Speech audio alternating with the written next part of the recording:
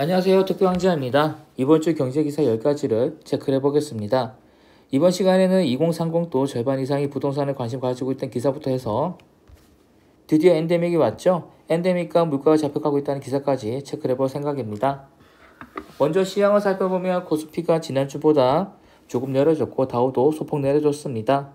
다만 코인 쪽은 좀 많이 내려준 모양새를 보여주고 있고요. 본격적인 투자를 앞두고 이렇게 시장이 안 좋은 건 우리에게 호재겠죠. 물론 이미 보유한 사람들에게는 조금 기분 나쁜 일이 될 수도 있다고 생각을 하겠습니다. 첫 번째 기사입니다. 2030의 절반 이상이 부동산 투자에 관심을 가지고 있다는 기사입니다. 부동산 카페를 들어가 보면 이제 부동산 끝이라고, 어떤 바보가 지금 부동산을 사냐? 지금 부동산을 사라고 하는 사람들은 투기꾼이거나 몇 년 전에 몰린 영끌이들이라고 비난을 하고 있습니다. 하지만 기사를 보게 되면 절반은 돈이 생기면 부동산 투자를 할 거라고 얘기를 하고 있습니다. 이게 무슨 말일까요? 남들 앞에서는 부동산에 관심 없는 척하지만 사람들 마음속에는 돈이 생기면 집도 사고 싶다는 그런 마음이 있다는 거죠. 이런 상황에서 시중에 돈이 풀리고 꾼들이 펌핑을 하게 되면 어떻게 될까요? 한번 잘 생각해 보시기 바랍니다. 저는 연초부터 에코그룹 주식을 조심해야 된다고 얘기를 했었습니다. 에코그룹 주식은 몇 년 전에 매매를 해서 얼마 남기지 못한 배 아픔에 그런 말을 한 게 아니라 너무 사람들의 관심이 몰렸고 실적보다도 주가가 너무 많이 올려버렸기 때문이죠. 그런데 역시나 점점 주가는 빠지고 있고 이렇게 공매도에 공격받고 있다는 기사까지 나오고 있었습니다. 종목 토론방에 들어가 보면 사람들은 얘기를 하고 있습니다. 지금 팔고 나면 후회를 한다. 두고 봐라. 어깨 한번 걸어보자. 이런 말을 하는 사람들이 많은데 정말 이렇게 말하는 사람들이 정말 순수한 투자자라는 보장이 있을까요? 만약 순수한 개인 투자자라고 하더라도 이 사람들의 판단이 맞으라는 보장이 있을까요? 저의 오랜 경험상 공매도와 개인이 싸우면 딱 한 번 빼고 공매도가 모두 이겼었습니다. 몇 년 전에 미국 게임주였습니까? 그런 종목 하나 했었죠? 어떤 종목의 개인들이 연합해서 공매도를 이겼었는데 그때 외에는 공매도를 이긴 개인들을 저는 본 적이 없었습니다. 에코 쪽으로는 주가가 떨어진 이슈가 더 생겨버렸습니다.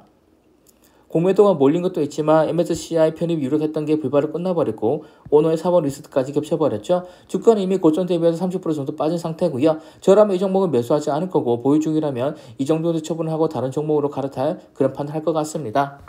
정말 웃긴 기사가 떴습니다.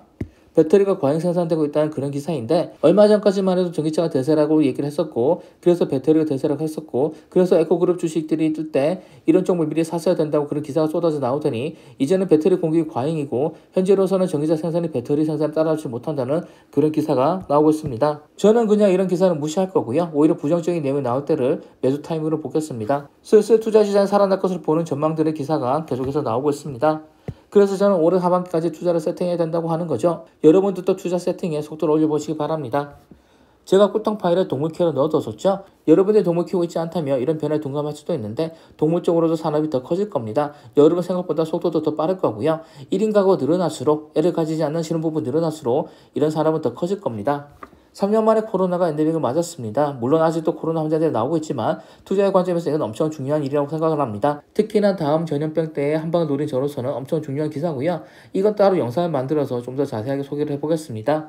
작년에 금리가 계속 오르면서 사람들이 이런 말을 했었습니다. 이제 저금리는 끝이다. 점점 더 금리가 오를 거고 빚낸 사람들은 큰일이 날 거다라고. 하지만 저는 반대 의견을 냈었었죠. 금리가 오르면 좋을 게 없다. 그리고 올라도 한계가 올 거라고. 우리는 금리를 대비해서 저점을 죽어야 된다고 그런 얘기를 했었습니다. 그러면 이런 말도 나왔었습니다. 물가가 잡힐 수가 없다. 그러니까 계속 금리 오르야 된다고 그런 얘기가 나왔었죠. 하지만 어떤가요?